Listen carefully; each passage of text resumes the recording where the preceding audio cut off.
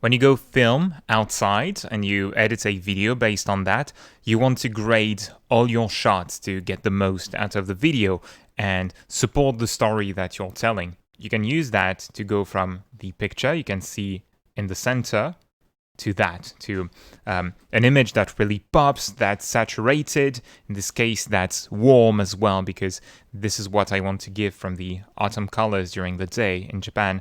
Same thing with this shot. You can see the original is washed out, and we can make it pop and feel a little warmer than the actual shot, the actual way the weather was on that day, because it was cloudy. To do that, here's the workspace I use. I have two views. The first one is a video sequence editor that is set to display only the resulting picture, and I have the overlay setting activated, so this creates a second cursor that's offset from the main time cursor in the view, and I use the reference option to make it so this view on the left displays what's under the black line in my sequence editor's timeline. And in the middle, I have a second video sequence editor view, again set to only display the output image, and this one is set to display the current image, so it displays what's under the blue time cursor. So this allows me to compare two shots at a time. Anytime, you can click the lock icon next to the reference to lock the shot that will be displayed on the left. So if you have an entire sequence that's going to, for example, start from this shot here, and you want all 4 next shots to follow the same grade, but the shots are a bit different, you can lock the reference here, and while you are working in the center, you always grade relative to the original shot, because you want to create a sense of continuity in the colors and the tone of your pictures. Okay, but let's reduce. So what I often do if I want to grade compared to the previous shot, I deactivate this lock here and I add a small offset, maybe 20 frames, less than a second, so that every time I go to a new shot, the black cursor is on the previous shot, so I can compare one to the previous one like so. It's this setup that I've saved in my default blend file has 2 more views in the bottom left. You have the histogram view. So again, these are all video sequence editor views, by the way. So this is the video sequence editor, and it is set to this histogram icon in the toolbar. And the one below it is set to the vectorscope. So the histogram is going to give you an overview of the value range in your picture and of each color, like the importance of each color, but it only renders for now for this blue line. I don't have it for the reference shot, although I believe that you could if you go to this option and you go to the reference. Now it doesn't seem to change, so you can't. It can only work for the current shot under the blue cursor. And the vectorscope gives you an overview of the colors in your picture. For example, if I go on this picture that obviously has a lot of red and a lot of yellow with the leaves, the vectorscope tells you that, yeah, indeed, there's quite a bit of yellow, quite a bit of red, and a little bit of blue in the sky in the background. So this gives you important information about value clipping, color clipping, the amount of colors that you have. You can also see a lot of red in the lighter portions of the image in here. On the right side, I have yet again a video sequence editor view with the end panel set to take as much space as possible. So the way I do this is I created that video sequence editor view on the right, press N to show the panel, and I've been dragging it. The thing is, if you try to drag it to the end, the very end of the view, it's going to disappear like that. But you can drag it almost to the end to take as much space as possible. The reason being that you're going to use, based on the selected sequence, you're going to use the modifiers tab to apply these filters, and one of the most important ones is color balance. And you want to have some good real estate so that you can tweak the colors properly, you can move the mouse well enough, and you don't have to scroll, more importantly, all the time to grade your shots. So this is how I do it to not waste too much time grading. Next up, let's grade an actual shot. So let me pick something that I'm going to reset here, or we're going to go to the next shot so that I can show you how I work. So I have a reference shot on the left. Now this is a new section in the edit. There's a cut, like a cut to black in between the two sections because of how the video is structured. Like I tell a little bit of story. It's like a snapshot life in Japan or some particular experience. And then I talk a bit about the culture or something like that at length with longer sentences. When there's a cut like that, you can change the overall tone of the sequence, this entire sequence here. I've copied this color balance filter to every strip on the board. So by default, your modifier's tab would look like that. And you want to add color balance is really the one you use the most while color grading, and lots of programs, it's even visible by default in the compositing color grading workspace. So I add this one, and then with this strip active, I will select all the other strips and click on copy to selected strips and replace whatever they have. So this is how I get it started. And then I can click on any strip, make it active. You'll see they all have an empty color balance effect, because I really want to tweak the colors with that color balance effect. Now, why are we all using that in color grading? It's because it allows you to change the contrast, like the value contrast of your shot, as well as tint the colors for the shadow area, roughly the lighter areas of the shot, and to tint the entire image as well. So look at the histogram as I modify the 3 lift, gamma, and gain parameters. I often start with the gain. So gain is going to boost the values of the entire image at once or reduce them. For example, here I want to open up the shadows a little bit, and maybe do I want to increase the contrast? So I'm going to pull the gamma up a little bit. I want the image to shine a little more. And look at the histogram. It's really pushing the entire range to the right, the entire value range. Then the lift is going to pull the shadows. So it's going to rescale the range to the left, right? So you can use that to darken the darker portions of the image and to clip some of the shadows. So as I pull it, you will see black appear in the picture. So I can just pull it a little bit to increase the contrast of my image. So by using the gain, I've pushed my range to the right, and I am clipping some highlights here because there are some very bright parts in the image.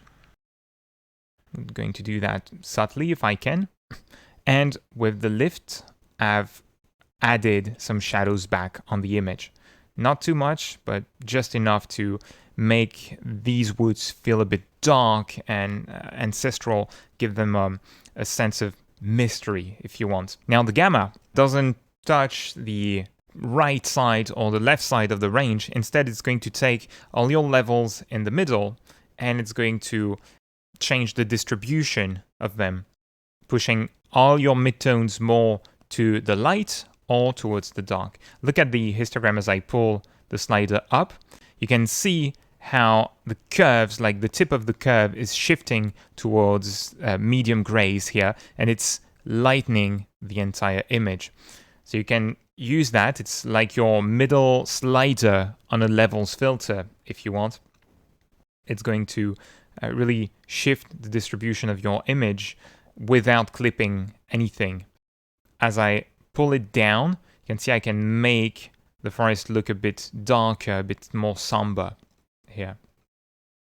So here's before, after. This is a small change, but I've effectively boosted the contrast of my image with really fine control. And as you get used to it, you start with the gain, you change the lift, and then you shift the gamma a little bit if need be, right? Now say that I want a more mysterious tone for this picture. I'm going to shift the color in the gamma area so I can make it cooler. Overall, I can make the midtones cooler here by pulling it towards the blues, or a little more soothing and I would say magical by pulling the color towards the teals. So again, gamma mostly acts on the middle of your value range. Gain is going to shift your entire picture, right? You could use a golden tone to make it feel a bit more imperial, a bit more rich, or like to make the place a little more special, for example, or brighter, just to warm up the image, right? And the lift is going to affect the shadows a little more. So if you want to create a slightly scary image, or suggest that something bad's going to happen, you can shift towards the purples a little bit. This tends to add anxiety to the feel the image conveys. Now note one thing, it's that with the camera I don't have a log video recording feature, so the ability to record a very high dynamic range and get a washed out image. So I use a trick for that because it's not a super high-end camera that I'm using at the moment. The default picture looks like that. It's always a bit washed out. You can see that a little better with this shot here from Mount Koya. The image is all washed out by default, but this is on purpose. This is to make it easier to grade the shot later, and so that by default I don't have too much clipping in the highlights, although obviously if you don't use a filter on your camera, like you can look at the sky, it's way too bright compared to the temple, so it's always going to be pure white. That morning I think I forgot to use my polarizing filter, or the sunlight was coming from right behind the temple, but I only had that opportunity to shoot like at 6 or before 6 in the morning when there's no one at the temple. So going back to that shot, one of the first things I'll do in Blender, I don't have too much control on the image's colors, like you don't have a vibrance or things like these, but I'll tend to boost the saturation by default. By boosting it to 1.5 here by 50%, it makes it look closer to what you'd get off your camera if you're not using Cine D parameters to shoot. So Cine D is something I use to squash the value range a little bit. It gives that washed out result, but it makes it easier to grade the shots later and to make them conform to the same colors, right? That's why I use it on all my shots. But with that, plus the color balance, you can see the difference. I'm going to duplicate the shot right now and remove these two effects so you can see the difference before, after, right? Quite different. Here's an example after grading 2 shots. So this one. Getting to the third shot, which is quite washed out. So first, I find the saturation to be a bit too low. I'd like stronger blues in the sky, stronger oranges in particular in the trees. So I'm going to shift click on the saturation slider to boost it progressively to get to a satisfying result. So roughly the saturation level, the color intensity I can find on the shot on the left. You can't do that on all shots at once, right? You have to check, compare shots against one another because the lighting condition when you shoot and the lens you use make a big difference. Now getting to the modifiers, I'm going to start by boosting the light areas of the shot. So right now the contrast is off. It's completely off. I boost the gain, I lower the lift to try to set the light and dark portions of my shot, but it's not satisfying as it creates a muddy effect just with that. So I'm going to boost the gamma to add some light to that area of focus where I want to drive the viewer's eye, so around the road here. I'll boost that a little bit, and it tends to open up the shadows a little too much. So then I'll compensate by sliding the lift slider down again a little bit. And I do that one after the other to try to get to the result I want. To get some really bright image, to have some good contrast. One thing I didn't mention before, look at the histogram, how you get gaps between the values. These are exactly what this suggests. When you have normal video footage, when you don't have vlog, or you don't have special video footage that encodes a lot of information, you only have a 256 color range. So as you stretch that range, you start to get no information in between some of the values. And the more you stretch it, the more you will create artifacts. Thankfully, in the dark areas in particular, you won't see that too much, but by boosting at least the contrast on your shots, if you don't expose them well when you shoot them, you tend to increase the grain quite a bit in the resulting video. You can test that with F12 to render one image and then zoom onto it, and you will see if I go try to zoom on my picture, you can see how you do get a bit of grain on the image here. Now, once I have the color range working, I'm going to lower the gain maybe a little bit. No, it's good. I like it that way. So once I have the value range set, I'm going to work on the colors. Here, what I can see is there's a lot of yellow in the previous shot, and I added a bit of yellow as well. Gave a golden tone to the forest from Mount Koya before that. I'm going to try to add some of that. Now, if I use the gain color, the problem is because there's a lot of blue in the image, it will make it look very odd because it plasters the color effect, the tint, on the entire image uniformly. So instead, I'm going to reset that. I try to work with the gamma first in general and move the slider a little bit around to see the kind of effect that I'm getting, if it's satisfying. So if I go slightly towards the yellows and red here with my color, I get something somewhat satisfying. I do want to counter the high amount of greens here in the image, and the way to do that normally is to move into the blues or kind of opposite to the greens on the range. And if I do that, if I add purple, even if on the picture it looks bad, you can see how the green shift towards darker tones. But I don't want that, obviously. So I'm going to see if with the lift, yeah, adding a bit of yellow with the lift, it's going to darken the shadows. So when you change the lift color, it tends to darken the image. So then you have to add some more gamma often to compensate for that.